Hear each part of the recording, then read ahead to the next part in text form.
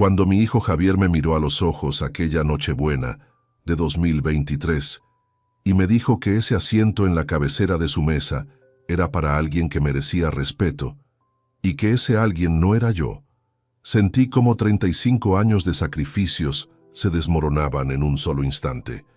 Lo que él no sabía era que esa noche marcaría el principio del fin de todo lo que había construido con mi dinero y mi nombre. Antes de continuar, suscríbete al canal, activa la campanita porque todos los días tenemos nuevas historias. Deja tu like y cuéntanos en los comentarios desde qué ciudad nos estás viendo. Me llamo Antonio Moreno Ruiz, tengo 67 años y durante décadas creí que había hecho todo bien como padre. Trabajé desde los 20 años construyendo un negocio de distribución de materiales de construcción en Zaragoza. Me levanté cada madrugada durante 40 años. Sacrifiqué vacaciones, fines de semana, momentos de descanso. Todo para darle a mi familia, especialmente a mi hijo Javier, una vida que yo nunca tuve. Cuando mi esposa Isabel falleció en mayo de 2002, Javier tenía apenas 13 años.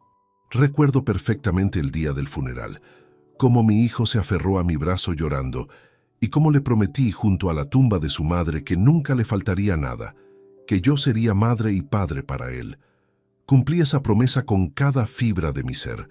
Contraté a María Dolores Santos, una mujer excepcional que se convirtió en la figura materna que Javier necesitaba. Pagué los mejores colegios privados de Zaragoza. Le di clases particulares de inglés y francés. Lo envié 2 veranos completos a Inglaterra para perfeccionar el idioma. Cuando llegó el momento de la universidad, no dudé en pagar la matrícula completa de Administración de Empresas en la Universidad de Zaragoza, más un apartamento pequeño cerca del campus para que no perdiera tiempo en transportes. Le compré su primer coche cuando cumplió 18 años, un Volkswagen Golf que costó 18.000 euros. Financié su máster en Madrid, otros 30.000 euros entre matrícula y manutención durante 2 años. Javier se casó con Patricia Navarro López en julio de 2015. Yo pagué la boda completa, 45.000 euros en el Hotel Corona de Aragón, 200 invitados, vestido de novia importado, luna de miel en las Maldivas. Le regalé el anticipo para su primer piso, 50.000 euros que saqué de mis ahorros personales. Cuando nacieron mis nietos, Lucas y Sofía, en 2016 y 2019 respectivamente, abrí cuentas de ahorro a nombre de cada uno, depositando 500 euros mensuales que hasta el día de hoy suman más de 40.000 euros en total. Nunca pedí nada a cambio, ni siquiera agradecimiento constante. Solo esperaba que cuando llegara mi vejez, cuando mis fuerzas flaquearan y mi pelo se volviera completamente gris como ahora, tendría el amor y el respeto de mi hijo, que podría sentarme en su mesa en Navidad rodeado de mi familia, contarles historias a mis nietos, ver cómo crecían sabiendo que su abuelo Antonio había sido un hombre bueno y generoso.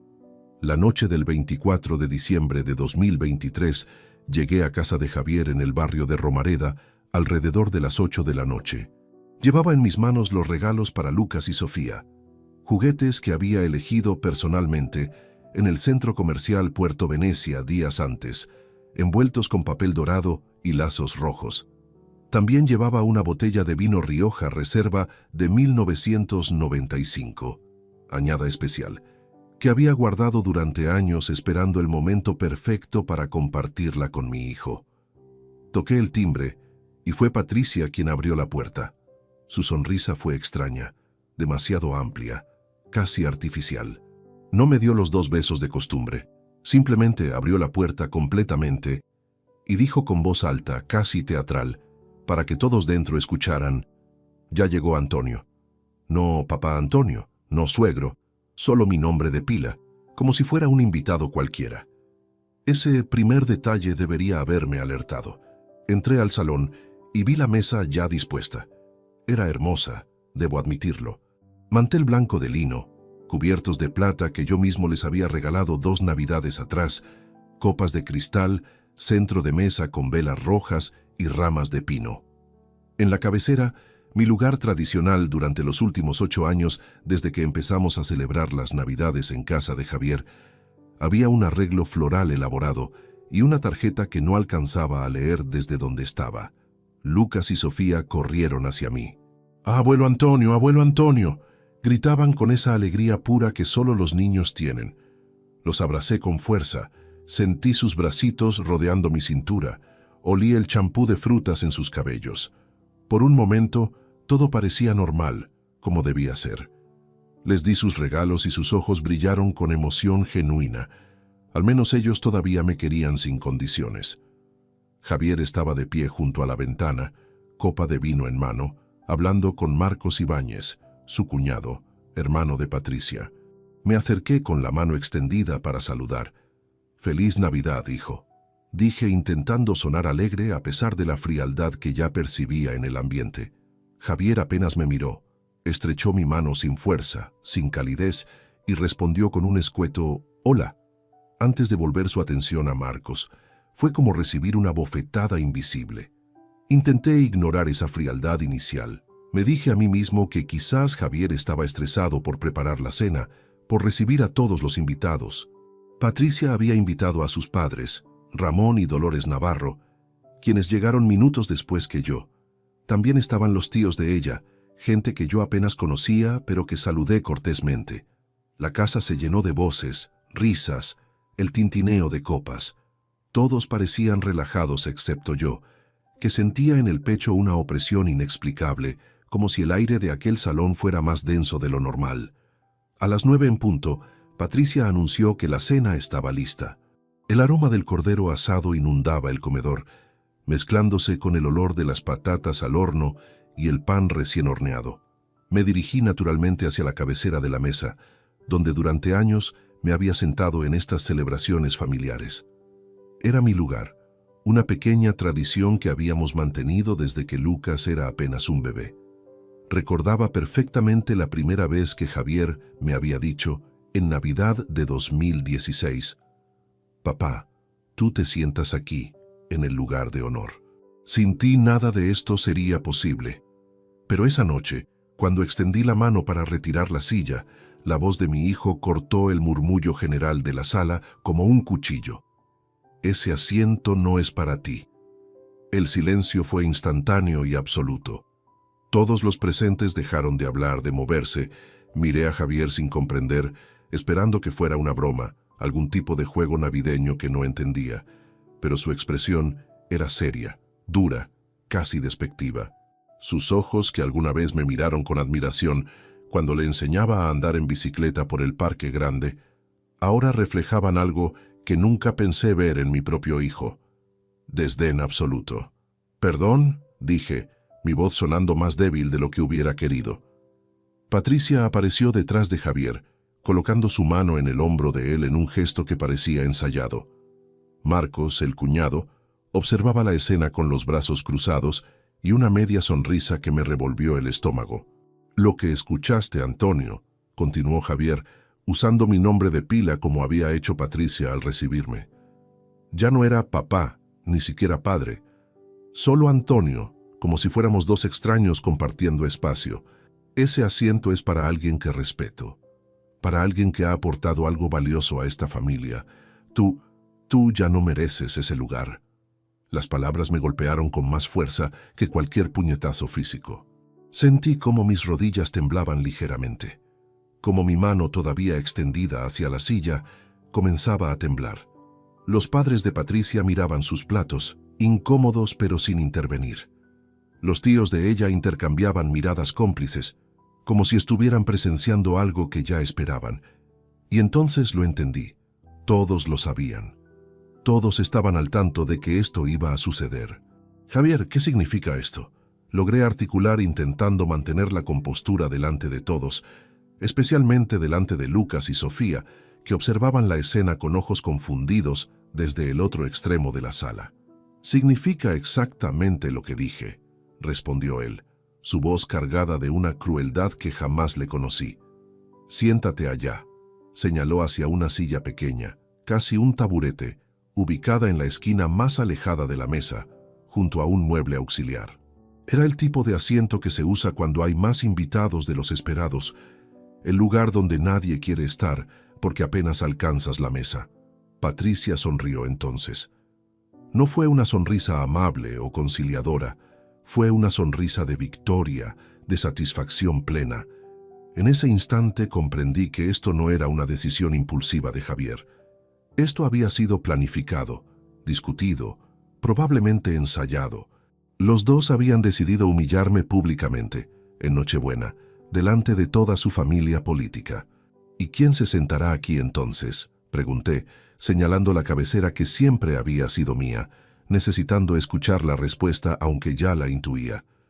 Ramón, respondió Javier sin dudar, refiriéndose a su suegro. Él sí ha sido un verdadero apoyo para nosotros. Él sí ha estado presente cuando lo necesitamos. Esas palabras fueron como ácido en una herida abierta. Miré a Ramón Navarro, un hombre que conocía desde hacía apenas 8 años, que trabajaba como empleado administrativo en una gestoría y que nunca había contribuido económicamente a la vida de Javier más allá de regalos ocasionales de cumpleaños. Él tuvo al menos la decencia de parecer incómodo, de bajar la mirada, pero no dijo nada. No me defendió. Nadie lo hizo. Pensé en levantarme y marcharme en ese mismo instante. Mi orgullo, lo poco que me quedaba en ese momento, me gritaba que saliera de allí con la cabeza en alto.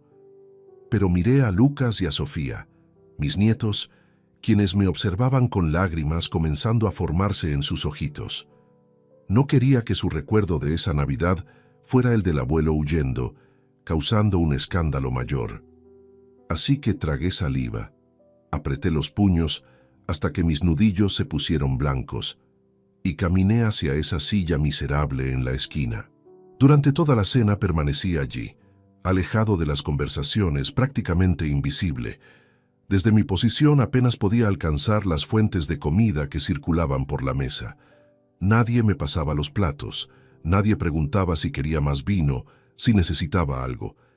Era como si me hubieran borrado de la celebración. Observé entonces lo que no había querido ver antes. Cada vez que servían algo, Patricia le lanzaba miradas significativas a Javier. Cuando Ramón contaba alguna anécdota aburrida sobre su trabajo, mi hijo reía con exageración, aplaudía sus comentarios banales. Era una actuación, una demostración de que yo había sido reemplazado no solo en la cabecera de la mesa, sino en el corazón de mi propio hijo. Salí de aquella casa pasada la medianoche sin despedirme de nadie. Lucas y Sofía ya dormían en sus habitaciones, ajenos al veneno que sus padres habían inyectado en la velada familiar. Conduje de regreso a mi apartamento en el barrio de Lactour, con las manos apretando el volante, la mandíbula tensa, la mente girando en círculos, tratando de comprender qué había salido tan terriblemente mal. ¿En qué momento el niño que lloró en mis brazos durante el funeral de su madre se había convertido en ese hombre capaz de humillarme públicamente? Los siguientes 3 días fueron un infierno silencioso. No recibí ninguna llamada de Javier, ningún mensaje de disculpa, nada. Era como si la escena de Nochebuena simplemente no hubiera ocurrido para él, o peor aún, como si hubiera sido algo perfectamente normal y justificado.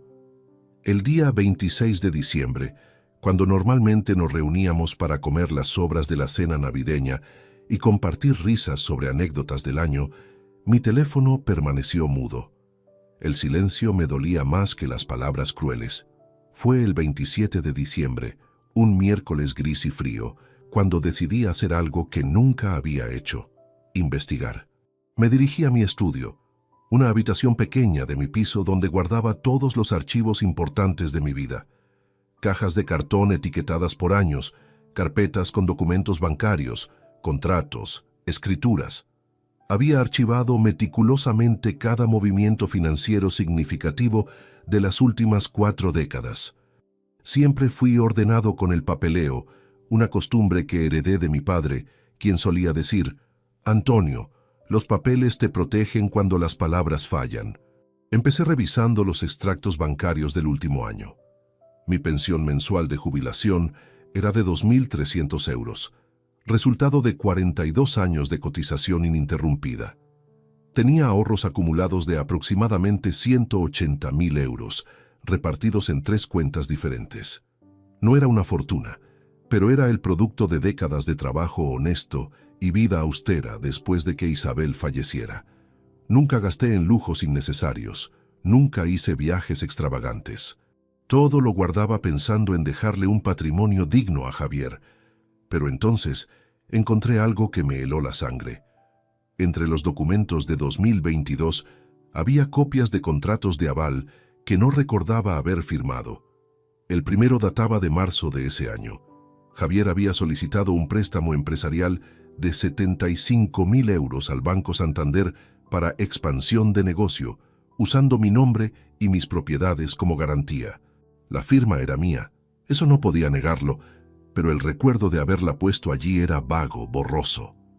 Recordé entonces que Javier vino a visitarme una tarde, trayendo pasteles de la confitería favorita de su madre, hablándome de una oportunidad increíble para su empresa. Me pidió que firmara solo por formalidad, asegurándome que era un trámite administrativo sin riesgo real. Había un segundo aval, este de septiembre de 2022, por 42.000 euros. Otro más de enero de 2023 por 38.000 euros. Todos dirigidos a diferentes entidades financieras, todos con mi firma estampada al final de contratos que apenas leí porque confiaba ciegamente en mi hijo. En total, 155.000 euros de deuda potencial colgando sobre mi cabeza como una espada de Damocles. Si Javier dejaba de pagar esos préstamos, los bancos vendrían directamente contra mí, contra mis ahorros, contra el pequeño local comercial que todavía poseía en la calle Alfonso I y que rentaba mensualmente.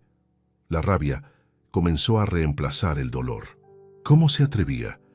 ¿Cómo podía arriesgar todo lo que yo había construido mientras simultáneamente me trataba como basura en su mesa navideña? Continué revisando documentos, ahora con más urgencia, con las manos temblando no de tristeza, sino de furia contenida. Entonces recordé algo, un episodio de mediados de noviembre que en su momento no le di importancia. Había ido a visitar a Javier un sábado por la tarde, llevándoles a los niños unos libros infantiles que compré en la librería Cálamo. Patricia no estaba. Había salido supuestamente a hacer compras. Javier atendió una llamada urgente de trabajo y tuvo que encerrarse en su despacho durante media hora. Yo me quedé en el salón jugando con Lucas y Sofía, pero en un momento Lucas derramó zumo de naranja en la alfombra. Fui a buscar papel de cocina y sin querer abrí la puerta equivocada. No era la cocina, era el pequeño despacho de Patricia. Allí, sobre el escritorio, vi varios papeles impresos. En ese momento solo eché un vistazo rápido porque no quería que pensaran que estaba husmeando.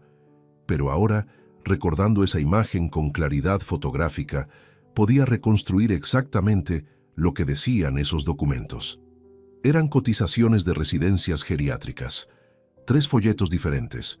Residencia San José en Huesca, Residencia Jardines de Alcañiz y Centro Geriátrico Montecanal. Había anotaciones manuscritas en los márgenes con la letra de Patricia, inconfundible con esa caligrafía curva y redondeada que siempre me pareció tan elegante. Las notas decían cosas como 2.600 al mes, habitación individual más 600 extra, valoración médica obligatoria. Y había otra hoja, esta mecanografiada, que parecía ser algún tipo de análisis financiero. El encabezado decía, liberación de patrimonio, opciones.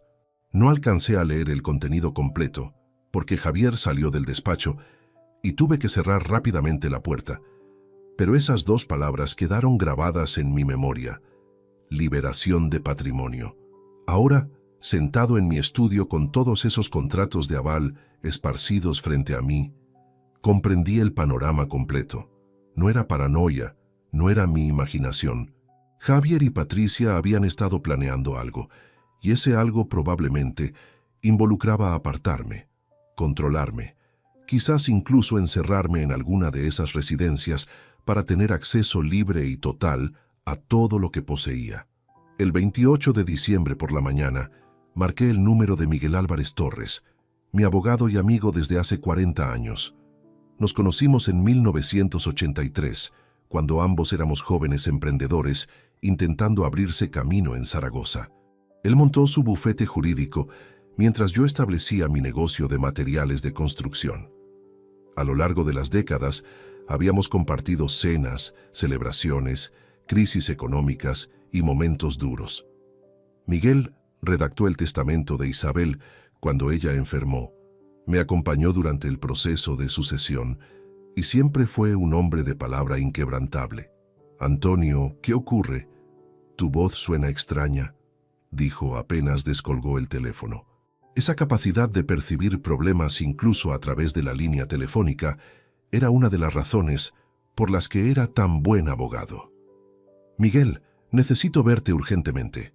Es sobre Javier», respondí, intentando mantener la compostura, pero sintiendo cómo mi voz se quebraba ligeramente al pronunciar el nombre de mi hijo.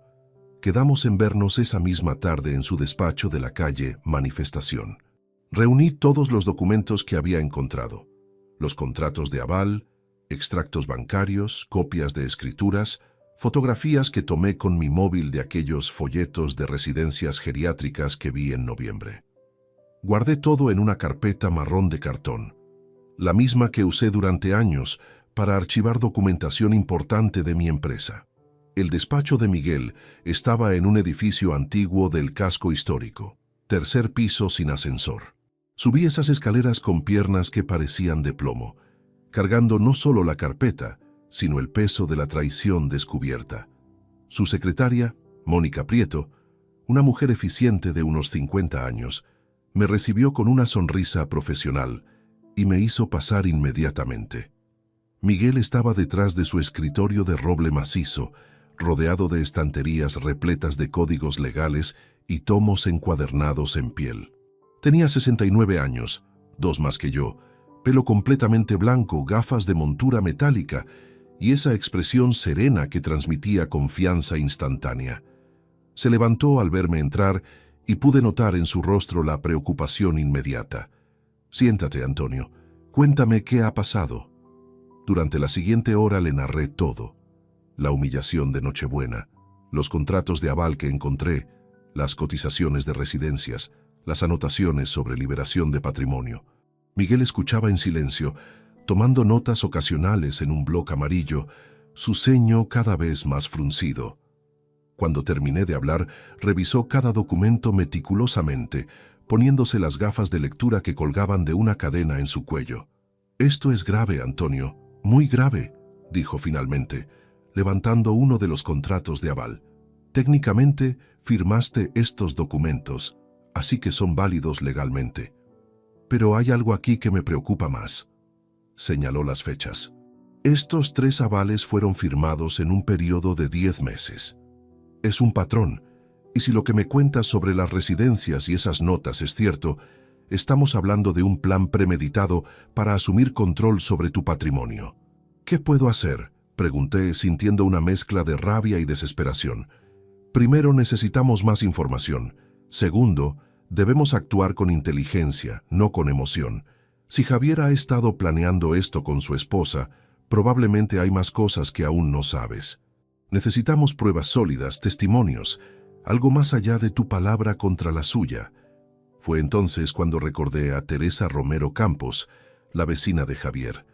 Teresa tenía 52 años, vivía en el apartamento justo al lado del de mi hijo desde que él y Patricia compraron ese piso en 2015. Era profesora de matemáticas jubilada anticipadamente por problemas de salud, una mujer observadora y amable que siempre me saludaba cordialmente cuando visitaba a Javier. En varias ocasiones habíamos compartido conversaciones breves en el rellano sobre temas triviales: el tiempo, los niños del edificio, las obras de renovación que el ayuntamiento hacía en la zona. «Hay alguien que quizás pueda ayudar», le dije a Miguel. «La vecina de Javier. Comparten pared. Si han estado discutiendo estos planes en casa, ella podría haber escuchado algo». Miguel asintió. «Vale la pena intentarlo, pero tienes que ser discreto.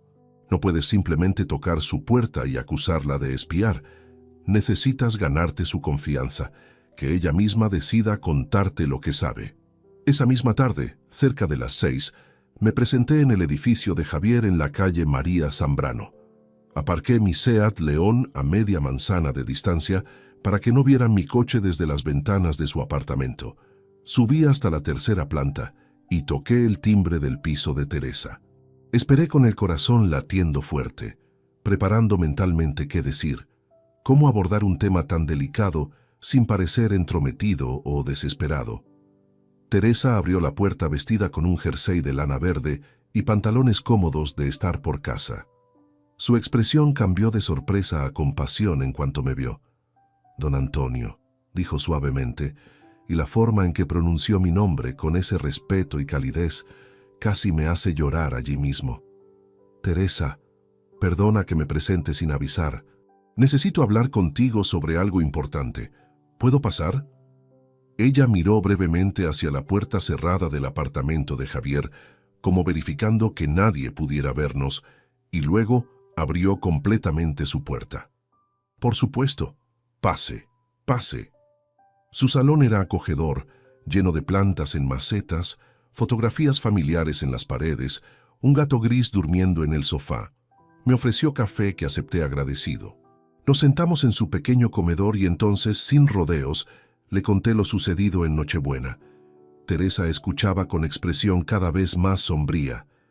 «Don Antonio», comenzó ella cuando terminé, yo he escuchado cosas, no porque quisiera espiar, entiéndame, sino porque las paredes de este edificio son de papel, especialmente entre la cocina de ellos y mi dormitorio. «¿Qué has escuchado exactamente, Teresa?», pregunté inclinándome hacia adelante en mi silla, necesitando desesperadamente que alguien confirmara que no estaba perdiendo la cordura, que todo lo que sospechaba era real.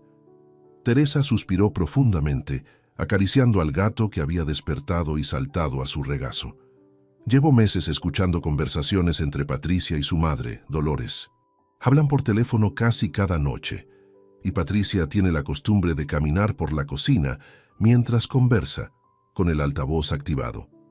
Hace como 3 semanas, creo que fue el 5 de diciembre, porque recuerdo que yo estaba preparando roscones para una merienda con amigas, escuché algo que me dejó muy inquieta.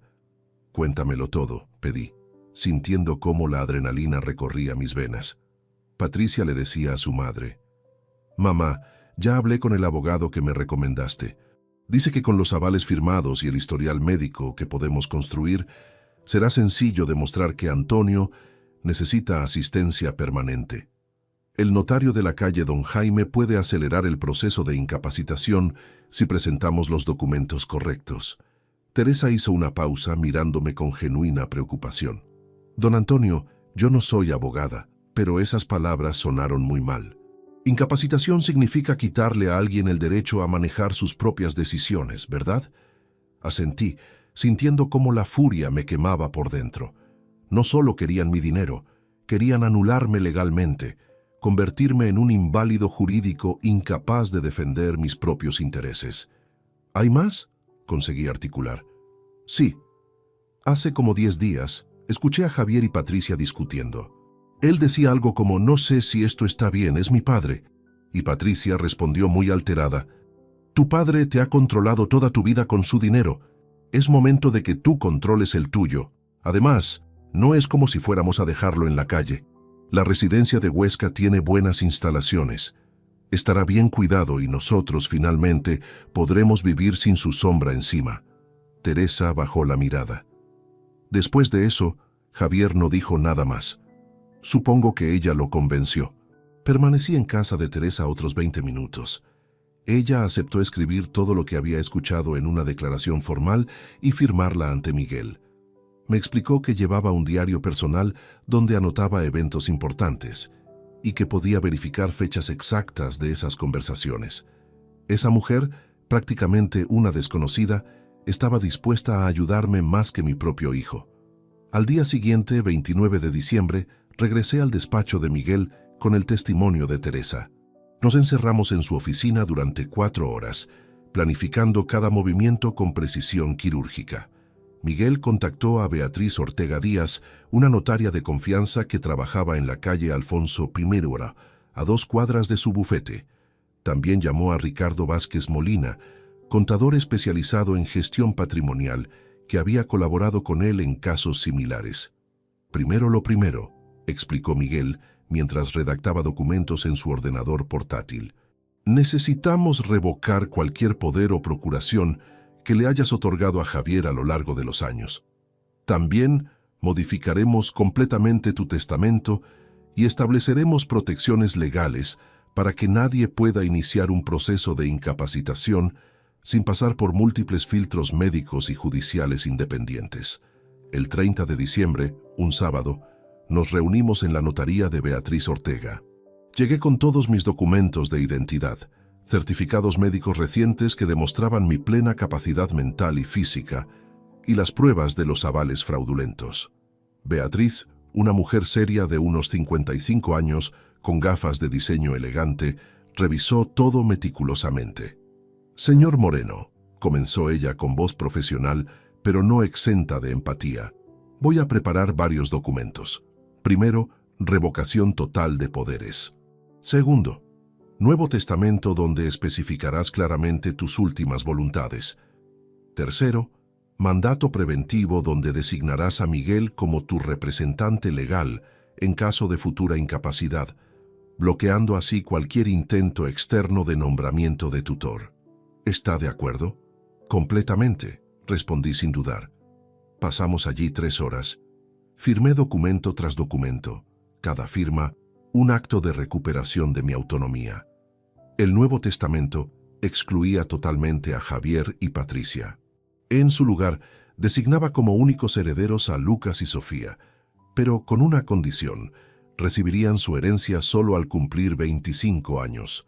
Hasta entonces, el patrimonio sería administrado por un fideicomiso gestionado por Miguel y Ricardo Vázquez, quienes tendrían instrucciones de usar los fondos exclusivamente para educación, salud y necesidades básicas de los niños, sin que sus padres pudieran tocar un solo euro. Además, establecí una cuenta de pensión mensual para mis nietos, por valor de 800 euros cada uno, depositados en cuentas bloqueadas hasta su mayoría de edad, con Miguel como administrador judicial. Esos 1.600 euros mensuales saldrían de mis ahorros, pero valdrían cada céntimo si garantizaban el futuro de Lucas y Sofía sin que Javier o Patricia pudieran manipularlos. El lunes 2 de enero de 2024, primer día hábil del nuevo año, ejecuté el siguiente paso del plan. Acudí personalmente a las oficinas del Banco Santander, BBVA e Ibercaja, las 3 entidades donde tenía cuentas activas. En cada una solicité la eliminación inmediata de Javier como autorizado en todas mis cuentas. También notifiqué formalmente mi intención de revocar los avales firmados, presentando documentación que Miguel había preparado argumentando vicio en el consentimiento, debido a información incompleta proporcionada al momento de firmar. Los gerentes bancarios, especialmente Enrique Sanz del Santander, me miraban con expresiones entre sorprendidas y preocupadas. «Don Antonio, entiendo su posición, pero debe saber que revocar estos avales activará cláusulas de vencimiento anticipado en los préstamos de su hijo. Él tendrá que asumir inmediatamente la totalidad de las deudas o refinanciarlas bajo su exclusiva responsabilidad. Eso es exactamente lo que quiero», respondí con voz firme. Durante esa primera semana de enero, mientras Javier probablemente disfrutaba de las vacaciones navideñas, creyendo que todo seguía bajo su control, yo trabajaba en silencio construyendo las murallas que protegerían lo que me quedaba.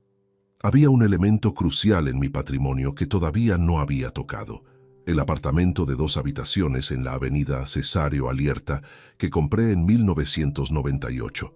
Ese piso tenía un valor sentimental enorme. Lo adquirí cuando Javier tenía apenas 8 años, pensando que algún día sería su primer hogar independiente. Durante 25 años lo mantuve impecable, rentándolo ocasionalmente para cubrir gastos de comunidad e impuestos, pero siempre con la promesa mental de transferírselo a mi hijo cuando llegara el momento adecuado. Le había dicho esto innumerables veces: «Javier, ese apartamento es tuyo. Cuando yo falte, será tu seguridad». Esa promesa ahora me ardía como hierro candente. El piso valía aproximadamente 220.000 euros, según las tasaciones actualizadas del mercado inmobiliario zaragozano. Era una cifra considerable, dinero que Javier sin duda esperaba heredar junto con todo lo demás. El miércoles 3 de enero llamé a Cristina Blasco Serrano, agente inmobiliaria que conocía a través de contactos comerciales antiguos. Cristina tenía su oficina en el barrio de Torrero y se había ganado reputación por cerrar ventas rápidas y discretas. La cité en el apartamento mismo esa tarde. Cuando llegó, una mujer enérgica de 42 años con maletín de cuero y tablet bajo el brazo recorrió cada habitación con ojo profesional. Anotaba detalles, tomaba fotografías, medía espacios. El inquilino actual, un joven ingeniero llamado Pablo Ruiz, había terminado su contrato en diciembre y ya había desalojado, dejando el lugar vacío y listo para nuevos ocupantes. Don Antonio, este inmueble está en condiciones excelentes. Ubicación privilegiada, cerca del Parque Grande, transporte público accesible, zona tranquila. Podemos ponerlo en el mercado a 225.000 euros y estoy segura de que recibiremos ofertas en menos de 2 semanas, explicó Cristina mientras revisaba comparativas de precios en su tablet. Necesito venderlo rápido, Cristina. Muy rápido. Estoy dispuesto a bajar el precio a 210.000 si encontramos comprador inmediato, le dije con firmeza. Ella me miró con curiosidad, pero tuvo la profesionalidad de no hacer preguntas innecesarias. Entendido. Comenzaré promoción agresiva desde mañana mismo. Publicaciones en portales inmobiliarios, redes sociales, contactos directos con inversores que buscan propiedades en esta zona. El apartamento se vendió exactamente 11 días después. Un matrimonio joven, Álvaro y Carmen García, profesores ambos, buscaban algo cercano a sus trabajos. Ofrecieron 205.000 euros en efectivo, sin necesidad de hipoteca, cierre inmediato. Acepté sin pensarlo 2 veces. El 23 de enero de 2024 firmamos la escritura de compraventa ante la notaria Beatriz Ortega. Álvaro y Carmen parecían genuinamente felices, hablando de planes para decorar, de cuál habitación sería el estudio, dónde colocarían la cuna cuando tuvieran hijos.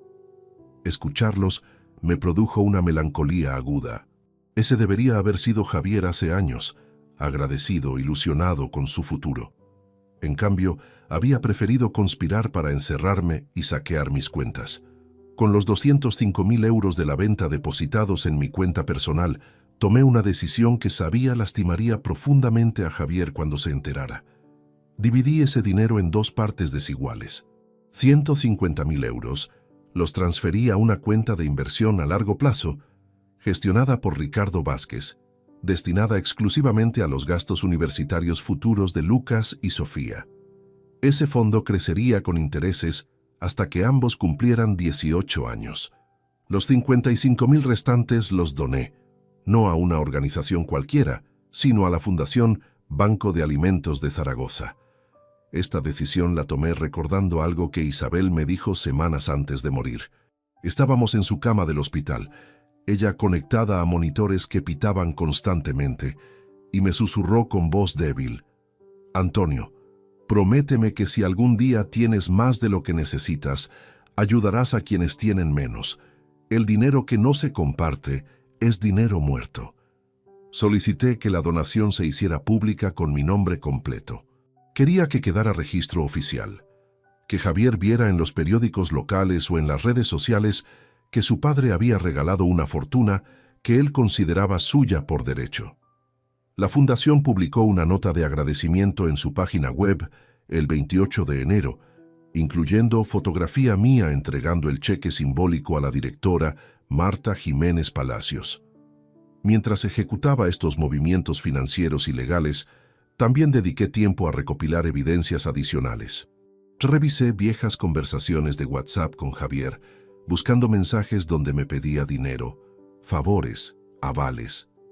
Encontré decenas, capturas de pantalla donde le transfería 1.000 euros aquí, 2.000 allá, siempre con sus promesas de devolución que nunca se cumplieron. Guardé todo en una carpeta digital organizada cronológicamente. También contacté a antiguos empleados de mi empresa ya cerrada, gente que conocía mi reputación laboral y personal. Pedí cartas de referencia, testimonios escritos sobre mi carácter, mi capacidad mental, mi integridad. Conseguí 8 declaraciones firmadas de personas que me conocieron durante décadas. Luis Martín Gómez, mi antiguo contador. Sandra López Torres, mi secretaria de 20 años. Javier Fernández Ruiz, socio comercial hasta mi jubilación. Todos escribieron elogios sinceros sobre mi honestidad, mi lucidez, mi competencia profesional hasta el último día de trabajo. Miguel revisaba cada documento que yo reunía con aprobación creciente. Antonio, esto es más que suficiente para blindarte contra cualquier intento de incapacitación. Pero hay algo más que debemos hacer antes del golpe final, me dijo durante una reunión en su despacho el 30 de enero. ¿Qué es? Necesitamos documentar tu estado de salud actual de forma irrefutable, exámenes médicos completos, evaluaciones neurológicas, test cognitivos. Así cuando Javier intente argumentar que estabas confundido o manipulado al tomar estas decisiones, tendremos pruebas científicas de tu plena capacidad. Durante los primeros días de febrero, me sometí a evaluaciones médicas exhaustivas. El doctor Fernando Castillo Ibarra, neurólogo del Hospital Clínico Universitario Lozano Blesa, me realizó pruebas cognitivas completas, Mini Mental State Examination, test del reloj, evaluaciones de memoria a corto y largo plazo, análisis de capacidad de razonamiento abstracto. Los resultados fueron categóricos, función cerebral normal para mi edad, sin indicios de deterioro cognitivo, demencia o cualquier condición que afectara mi juicio. También me hice análisis sanguíneos completos, electrocardiogramas, revisiones oftalmológicas. Reuní un expediente médico de 30 páginas que certificaba mi salud física y mental. El doctor Castillo incluso redactó una carta formal afirmando: el señor Antonio Moreno Ruiz posee plenas facultades mentales, demuestra claridad de pensamiento, memoria intacta y capacidad absoluta para tomar decisiones autónomas sobre su persona y patrimonio. Con toda esta documentación blindando mi posición legal, llegó el momento de ejecutar la fase final. Miguel y yo nos reunimos el 29 de diciembre, 2 días antes de Nochevieja, para coordinar la operación con precisión militar. Decidimos que el momento óptimo sería la medianoche del 31 de diciembre, cuando Javier estaría celebrando, relajado, confiado, completamente desprevenido. Golpearemos en 3 frentes simultáneamente, explicó Miguel trazando líneas en un papel: legal, financiero y social. Así no tendrá tiempo de reaccionar ni de ocultar evidencias. Preparamos 3 sobres certificados que serían enviados mediante mensajería urgente en la madrugada del 1 de enero. El primero dirigido a Javier personalmente, conteniendo notificación oficial de revocación de todos los avales bancarios, copia del Nuevo Testamento donde quedaba excluido, documentación del fideicomiso para Lucas y Sofía, y notificación de demanda civil por falsedad ideológica y uso indebido de confianza fiduciaria.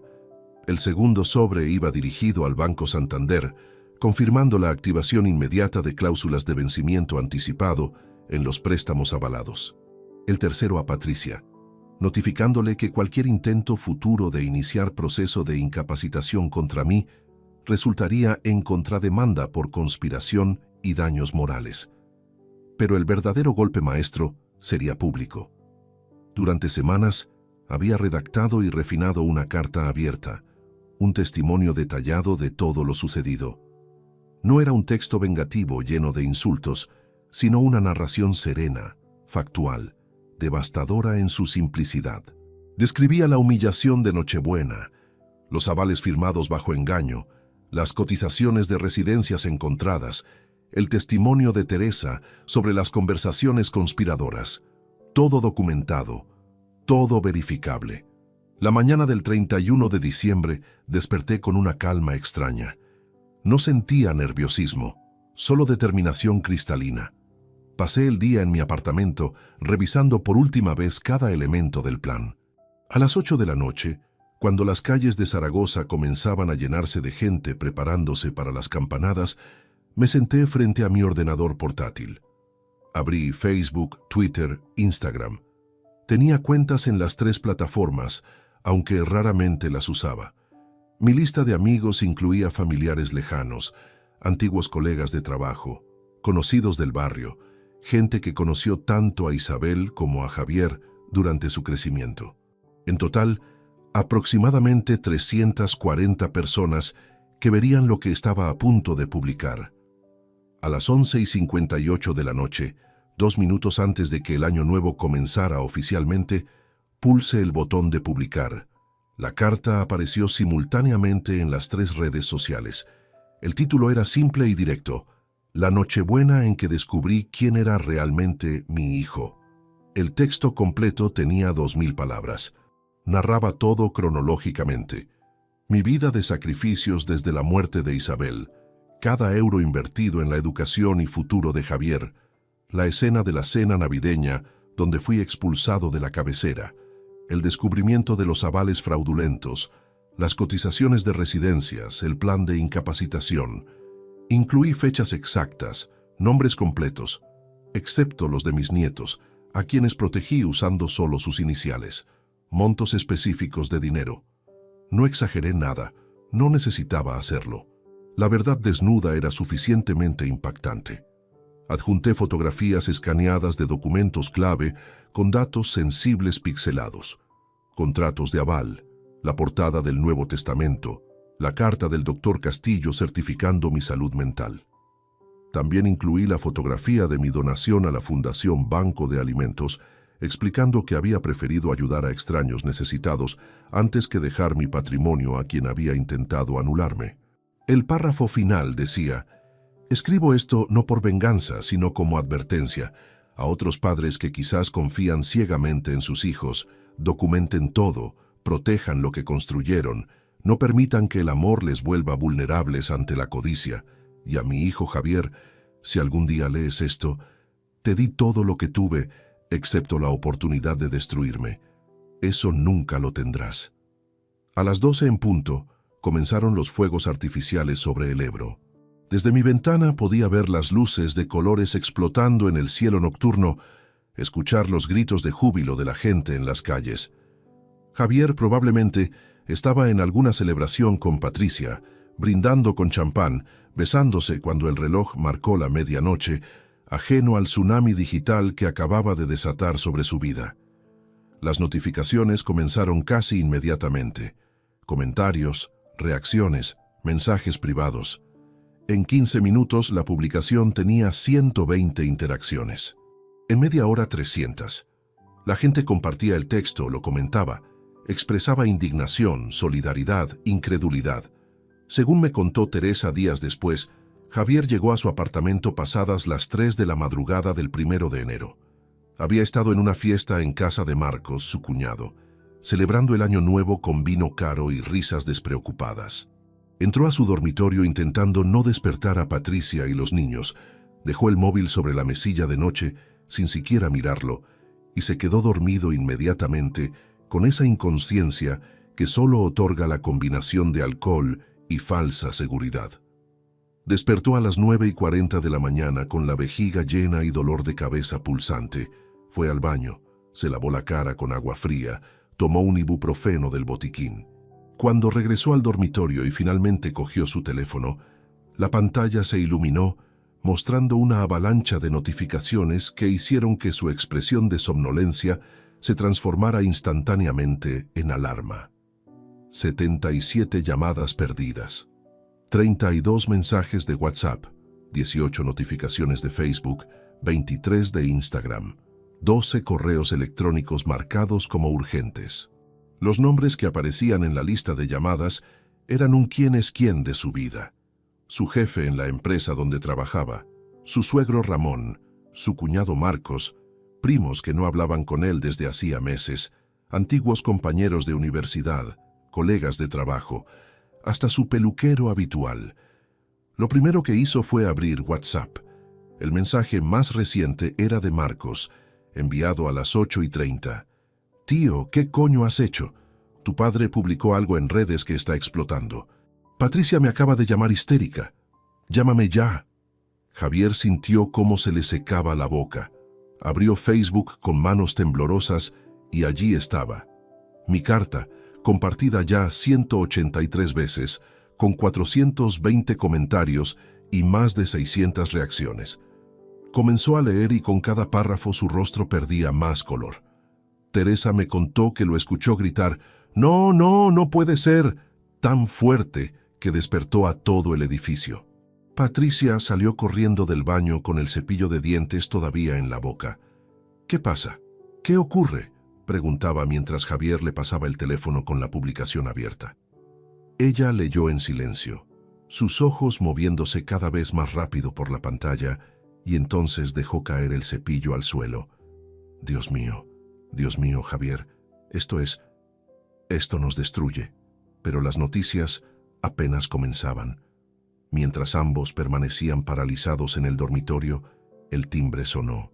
Era mensajería urgente de MRW con 3 sobres certificados que debían ser firmados personalmente.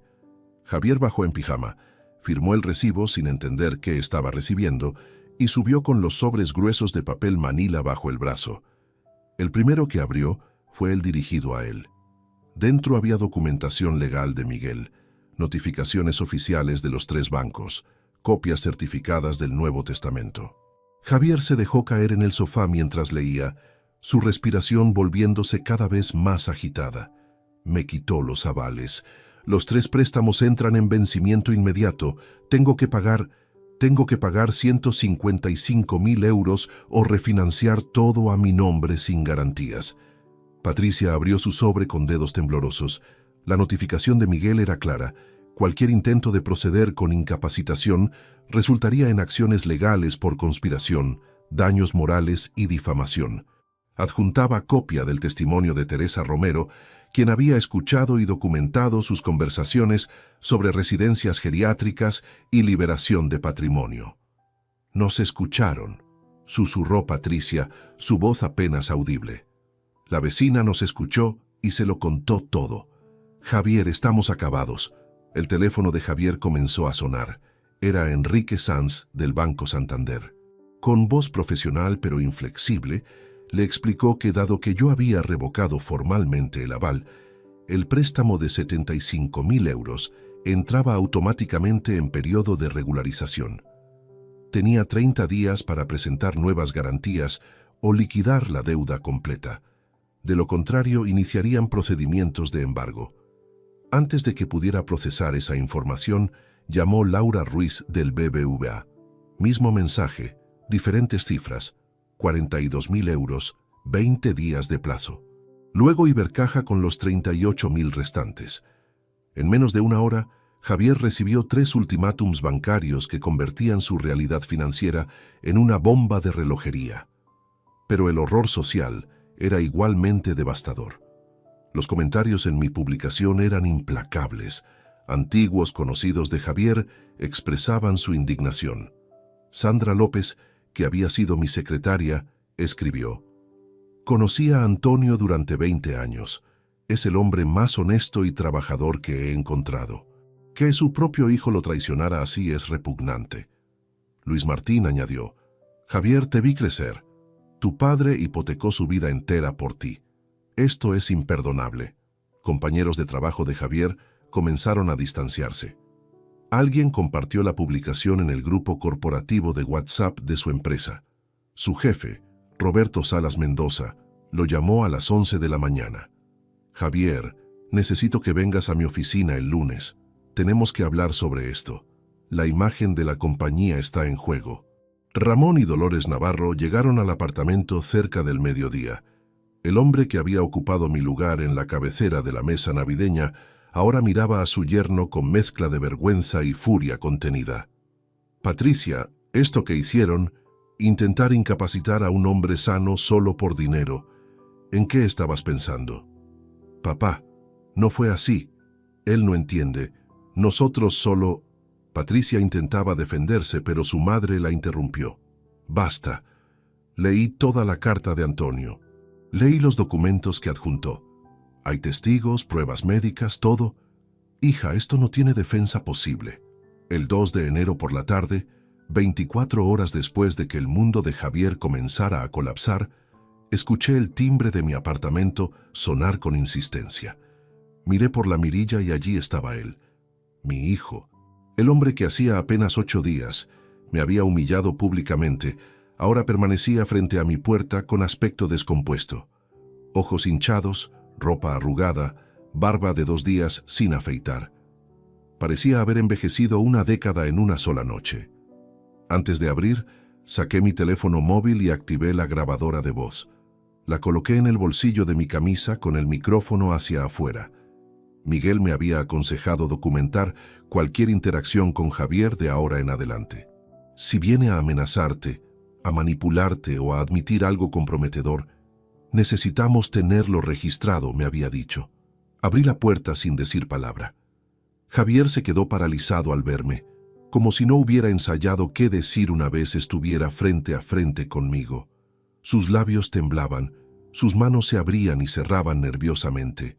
«Papá», comenzó, y esa palabra salió de su boca como un sollozo estrangulado. «Papá, por favor, necesito hablar contigo, necesito que me escuches». «Adelante», dije con voz neutral, haciéndome a un lado para dejarlo pasar. No había calidez en mi tono, pero tampoco hostilidad, solo distancia glacial. Javier entró al salón como un condenado caminando hacia el patíbulo. Se sentó en el borde del sofá sin que yo se lo ofreciera, las manos entrelazadas entre sus rodillas, la mirada fija en el suelo. Yo permanecí de pie, brazos cruzados, esperando. «Papá, todo esto se ha salido de control. No era mi intención que las cosas llegaran tan lejos. Yo nunca quise hacerte daño», empezó a decir atropelladamente. «No querías hacerme daño», repetí sus palabras con incredulidad apenas contenida. «Javier, me echaste de tu mesa en Nochebuena. Me dijiste delante de toda tu familia política que yo no merecía respeto. Eso no era hacerme daño. Fue un error, papá. Fue Patricia. Ella me convenció de que tú nos controlabas demasiado con tu dinero, de que necesitábamos independizarnos, demostrar que podíamos tomar nuestras propias decisiones sin tu aprobación constante».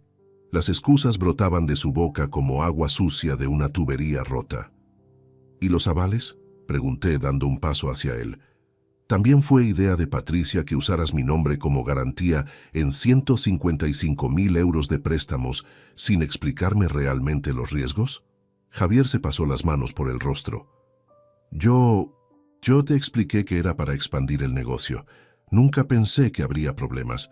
Los pagos estaban al día, todo marchaba bien, hasta que decidiste que sería más conveniente encerrarme en una residencia geriátrica y quedarte con todo», dije, y vi cómo su cuerpo se tensaba instantáneamente.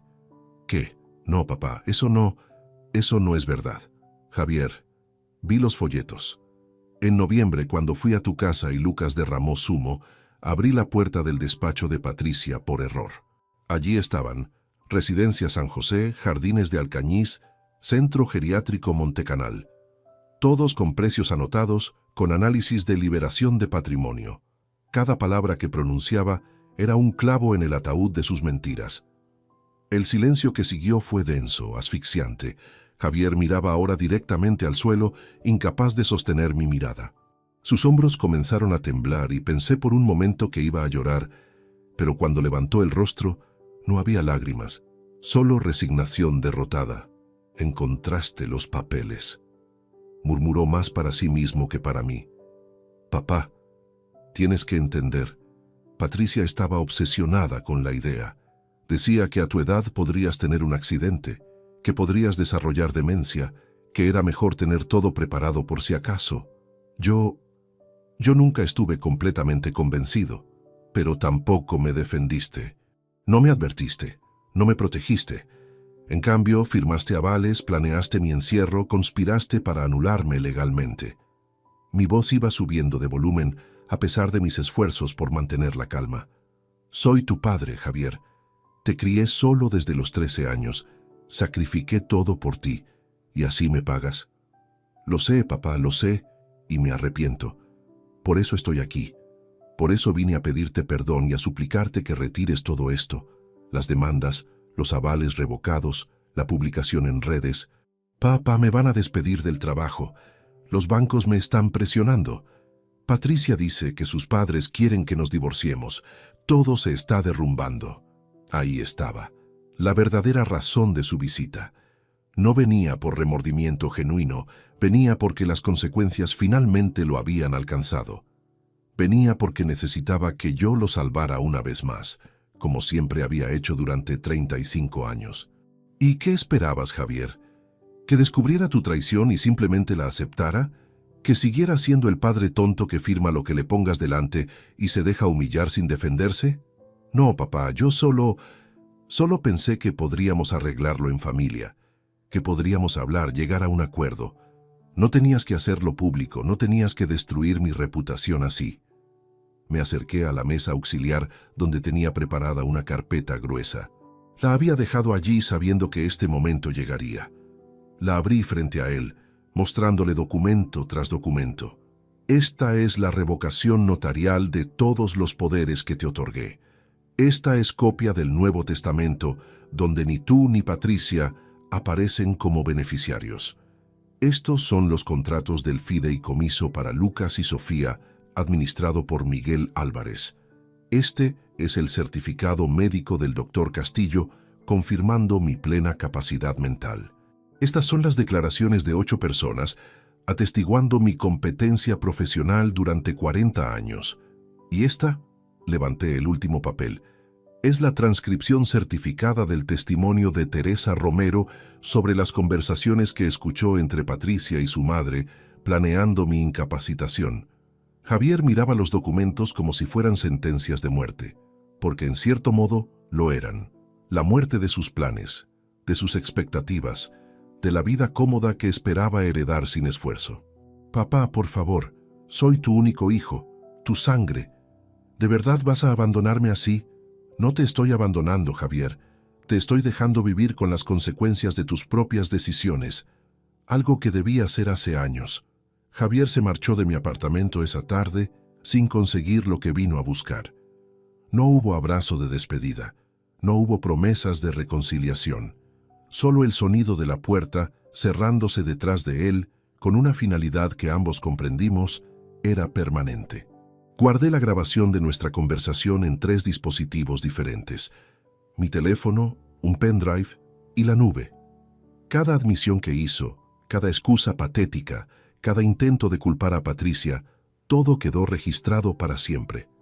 Los meses siguientes fueron un vendaval de consecuencias que arrasaron la vida de mi hijo, con la inexorabilidad de una tormenta largamente anunciada. La primera pieza en caer fue su empleo. El lunes 8 de enero, Roberto Salas, su jefe en distribuciones logísticas del Ebro, lo citó en su despacho a primera hora de la mañana. La conversación duró menos de 15 minutos. Roberto le explicó que la empresa, siendo de carácter familiar y con valores tradicionales muy arraigados, no podía permitirse asociarse públicamente con alguien cuya reputación personal había quedado tan gravemente dañada. «Entiendes que esto no es personal, Javier», le dijo Roberto según me contó Teresa, quien lo supo por la esposa de un compañero de trabajo de mi hijo. «Pero nuestros clientes mayores, aquellos con quienes hemos trabajado durante décadas, han visto la publicación de tu padre. 3 ya llamaron preguntando si seguías en la empresa. No podemos arriesgarnos a perder cuentas por esto». Le ofrecieron un mes de salario como indemnización, muy por debajo de lo que legalmente correspondería, pero Javier no estaba en posición de negociar o litigar. Firmó su renuncia voluntaria el mismo día. Su salario mensual de 2.800 euros desapareció de un plumazo, justo cuando más lo necesitaba para enfrentar las deudas bancarias que se cernían sobre él como buitres esperando la carroña. El Banco Santander fue el primero en ejecutar medidas. Al no presentar Javier garantías alternativas ni demostrar capacidad de pago inmediato, de los 75.000 euros, iniciaron procedimiento de embargo preventivo sobre sus cuentas corrientes y nómina. Cuando descubrieron que acababa de perder el empleo, aceleraron el proceso judicial solicitando embargo sobre bienes inmuebles. El piso de la calle María Zambrano, aquel que yo ayudé a comprar con 50.000 euros de anticipo, en 2015 entró en lista de activos susceptibles de subasta pública. Patricia recibió la notificación de embargo mientras revisaba el correo un martes por la mañana. Teresa escuchó los gritos desde su apartamento. «Nos van a quitar la casa, Javier. Nos van a dejar en la calle por tu culpa». La discusión escaló durante horas, con acusaciones mutuas volando como cuchillos. Patricia le reprochaba haber sido débil con su padre, haber firmado avales sin pensar, haber arruinado sus vidas por codicia. Javier le gritaba de vuelta que todo había sido idea de ella, que él solo quería una relación normal con su padre, pero ella lo había envenenado. El BBVA y el Ibercaja siguieron estrategias similares. Entre las tres entidades financieras, Javier enfrentaba demandas por 155.000 euros, más intereses acumulados y costas judiciales que ya superaban los 8.000 euros adicionales. Sin ingresos, sin ahorros, sin posibilidad de refinanciación, la espiral descendente se aceleró implacablemente. El 14 de febrero, día de San Valentín, Patricia hizo las maletas. No fue una decisión impulsiva, sino calculada fríamente. Sus padres, Ramón y Dolores, llegaron con una furgoneta alquilada y cargaron las pertenencias de ella y los niños: ropa, juguetes, documentos personales. Lucas y Sofía lloraban sin entender por qué tenían que irse. ¿Por qué su padre permanecía sentado en el sofá, con la mirada perdida, sin hacer nada por detenerlos? Teresa bajó cuando escuchó el alboroto en el rellano. Vio a Patricia salir con Sofía de la mano y Lucas aferrado a la falda de su abuela Dolores. «Lo siento, Teresa», le dijo Patricia con voz mecánica, sin emoción. «Esto ya no tiene arreglo. Vuelvo a casa de mis padres en Huesca. Iniciaré trámites de divorcio la semana próxima». Javier intentó llamarla esa noche, 72 veces según el registro de su teléfono. Ella no respondió ninguna. Al día siguiente bloqueó su número completamente. A finales de febrero, Javier recibió notificación judicial de que debía desalojar el apartamento en un plazo máximo de 60 días. La subasta del inmueble estaba programada para mediados de abril. El valor tasado era de 210.000 euros, pero en subasta judicial probablemente se vendería por 160.000 o menos. Aún así, no alcanzaría para cubrir la totalidad de las deudas. También tuvo que vender su Audi Q5, el coche que compró en 2021 financiado a 7 años. Obtuvo 23.000 euros, que fueron directamente a pagar parte de la deuda del Santander, apenas reduciendo el montante a cifras todavía astronómicas para alguien sin empleo. Durante todo este tiempo, yo observaba los acontecimientos desde la distancia segura de mi decisión irrevocable. Miguel me mantenía informado de cada desarrollo legal. Ricardo Vázquez gestionaba los fondos de mis nietos con eficiencia profesional. Pero había una parte de mí, pequeña pero persistente, que se preguntaba por Lucas y Sofía. Ellos eran inocentes en todo esto. No merecían pagar por los errores de sus padres. Fue entonces cuando tomé una decisión que sorprendió incluso a Miguel. Instruí a mi abogado para iniciar procedimiento legal, solicitando establecer régimen de visitas como abuelo paterno. La ley española reconoce el derecho de los abuelos a mantener contacto con sus nietos, incluso en situaciones de conflicto familiar grave. Un año después de aquella Nochebuena que cambió todo para siempre, me encuentro sentado en la terraza de mi pequeño apartamento en Peñíscola, observando el Mediterráneo extenderse hasta el horizonte como una alfombra azul interminable. Alquilé este lugar en marzo de 2024, cuando decidí que Zaragoza contenía demasiados recuerdos dolorosos, demasiadas esquinas donde podría encontrarme con fantasmas del pasado. Aquí, en esta localidad costera de Castellón, nadie conoce mi historia. Soy simplemente Antonio, el señor jubilado del tercer piso que saluda amablemente y alimenta a los gatos callejeros cada mañana. La vida aquí es sencilla pero plena. Me levanto temprano, camino por la playa cuando todavía hay poca gente, compro pan recién horneado en la panadería de Rosa Martínez, una mujer alegre que hace las mejores magdalenas que he probado desde que Isabel las preparaba. 3 tardes por semana hago voluntariado en el comedor social de la parroquia de Santa María, sirviendo comidas a personas que atraviesan momentos difíciles. Irónico, quizás, que ahora ayude a quienes lo perdieron todo cuando mi propio hijo intentó dejarme sin nada. He hecho amigos nuevos. Joaquín Serrano, antiguo pescador de 72 años que vive en mi mismo edificio, me enseñó a jugar al dominó y compartimos partidas en el bar de la esquina cada jueves. Carmen Vega y su esposo Andrés me invitaron a su casa para cenar el mes pasado, tratándome con una calidez genuina que no esperaba encontrar entre desconocidos. Hay algo liberador en construir relaciones sin el peso de expectativas familiares, sin historias compartidas que puedan usarse como armas. Cada sábado por la mañana a las 11 en punto, mi ordenador portátil emite el sonido característico de una videollamada entrante. Es Lucas y Sofía desde Huesca, donde viven con Patricia y los padres de ella. La juez María Fernández Castro, tras revisar toda la documentación que Miguel presentó, dictaminó en abril que tengo derecho indiscutible a mantener contacto regular con mis nietos.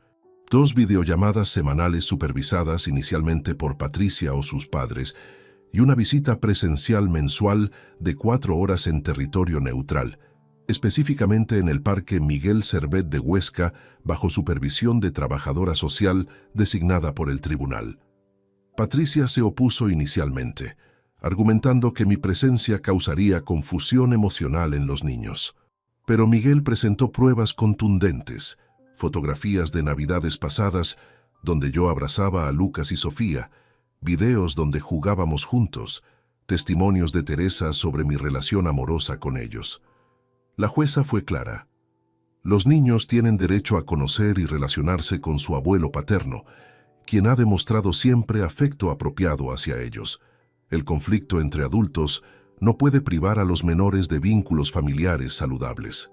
Durante esas videollamadas, Lucas me cuenta sobre su colegio, sobre cómo mejoró en matemáticas y ahora es el mejor de su clase.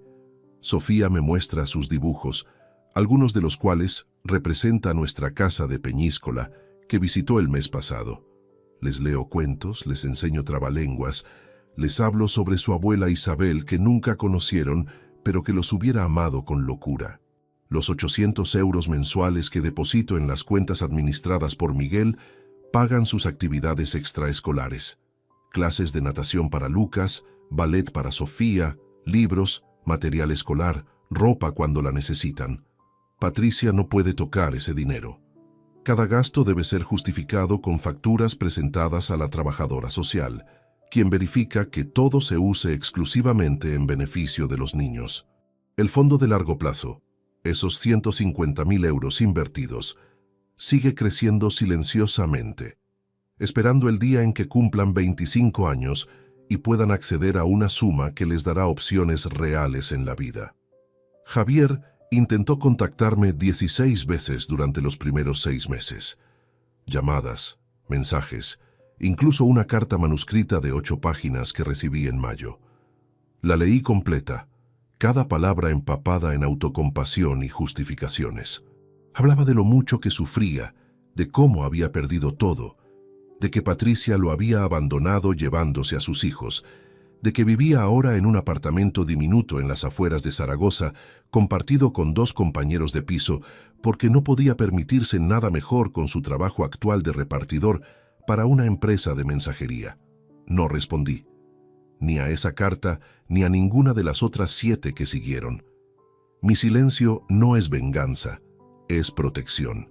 He aprendido a mi edad que algunas heridas son tan profundas que sanarlas requeriría amputar partes esenciales de quien soy ahora.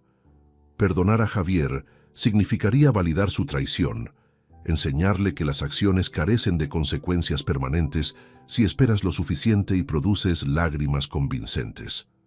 La última vez que lo vi fue hace 4 meses, durante mi visita mensual a Huesca para ver a los niños. Él apareció en el parque, violando la orden judicial que específicamente prohibía su presencia durante esos encuentros.